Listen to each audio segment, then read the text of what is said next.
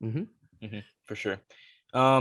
Should we get into my takeaway? Yeah, feel free. I mean, I go first on ahead. takeaways like every week, and I always feel bad because they end up being longer than yours. So I'll go last this time. You guys may start it off. Go ahead. Sounds good. Shriek.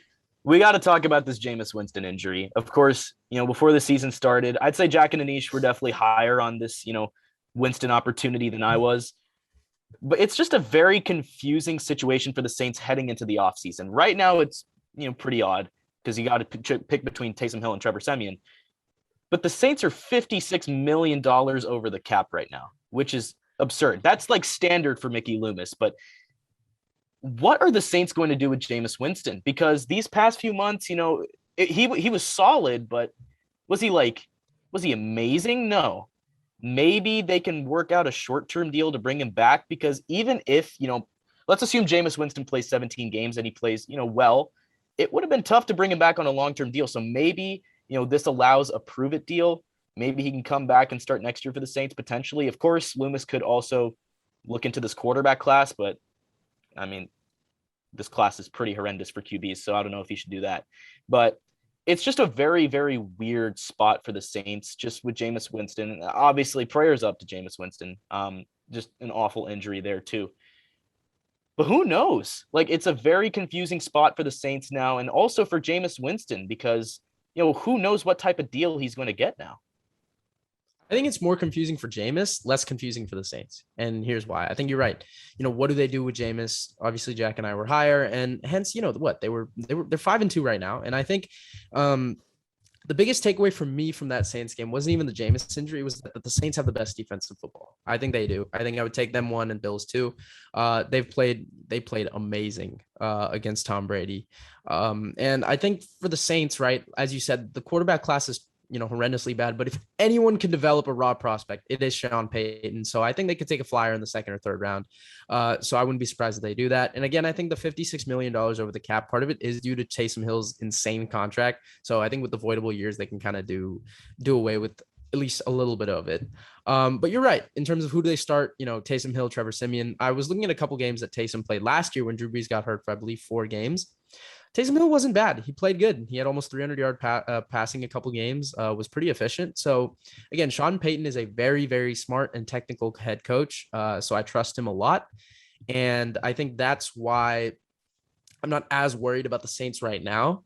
Yes, their long-term future is still in question. What do they do? Because they don't really have upside. They still have, a good roster, but it's guys that are, in their primes right now starting to age. So I think, in the course of the long-term future, yes, the Saints aren't, looking too hot. But as of right now, I think they're still a playoff team in my book. I trust that defense. I trust Sean Payton. And look, Siemian wasn't bad. I think, he had enough plays to win the game, and he had, enough plays to where it wasn't going to lose you any games. That was my take on Siemian. And, again, Taysom gives you that electric spark, but I think the Saints are in a less of a weird spot right now. It's just, what do they do long-term? I'll give you that. Oh, and real quick. I think Sean Payton should definitely be in the running for coach of the year right now. He might be the favorite, honestly. I think because Brandon Staley, is it really him anymore? Too many. I think, again, this award, you kind of figure out by week 14. There's the next few weeks will definitely be telling, but right now I think it's too early to tell right now for anybody. So, and obviously they give it to a guy who hasn't won it. Like I don't think Andy Reid has won it yet. So I don't think Belichick's ever won it. Yeah. So, it's just it's a weird award, and I think we'll figure it out by week 14 around that area. I definitely wouldn't discount the Saints looking into this quarterback class. Like, I wouldn't say it's horrendously bad. I think we've been really, really, really spoiled over the last 4 years with the quarterback classes that we've gotten. And this might be the best year for the Saints to actually look in, because you got to think, like, how often are the Saints going to be picking in the top 10 where the quarterbacks normally go? There are going to be some what people will deem first round quarterbacks, even though that may mean something different than it has meant over the last couple of years, but they might fall to wherever the Saints are picking. So this might be their best opportunity. Plus it's the lowest financial investment.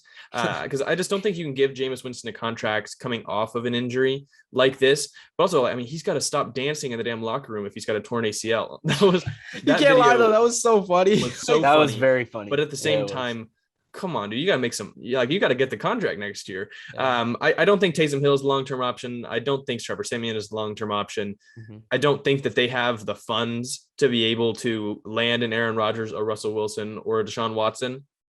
So you're right, Skrigar. They're in this extremely weird spot.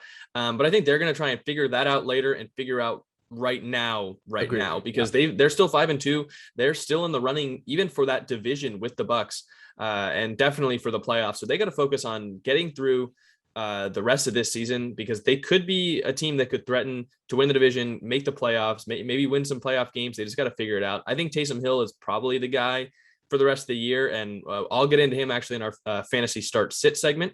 But I think Taysom Hill could be the guy for the rest of this year, bring them to the playoffs. And Sean Payton and this defense are really, I think, what's going to decide the Saints season more than this quarterback. And real quick, in that NFC, since it's so top heavy, who do you guys think are going to be those two wildcard teams?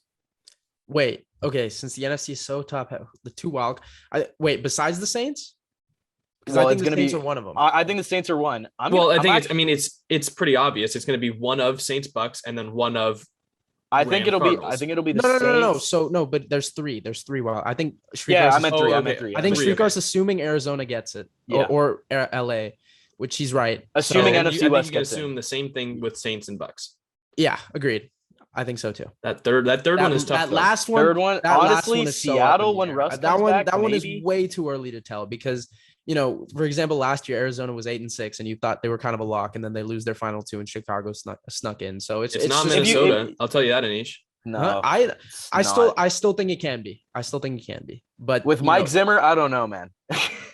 Yeah, I mean, that team is so badly one thing coached. I saw about the Vikings, and I know I don't want to talk about them a lot, but it's just, the players.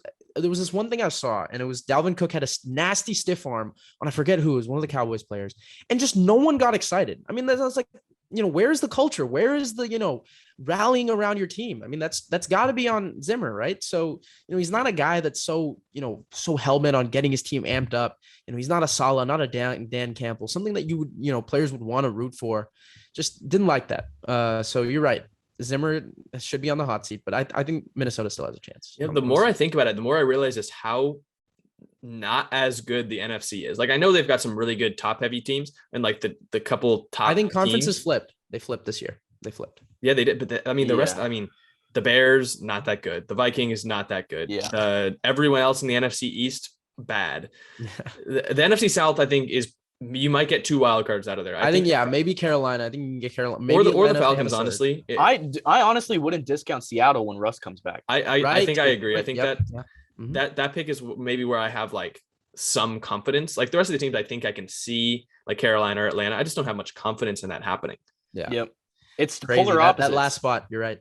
The AFC is so wide open, and then the NFC is just like 5 teams, and then like a huge margin, and then it's just the rest. And of course, crazy. What happened is that 7 seed is going to end up beating the 2 seed, and we're that'd be really cool. That would be really. It always. I mean, it would make sense, at least from what we've seen this season.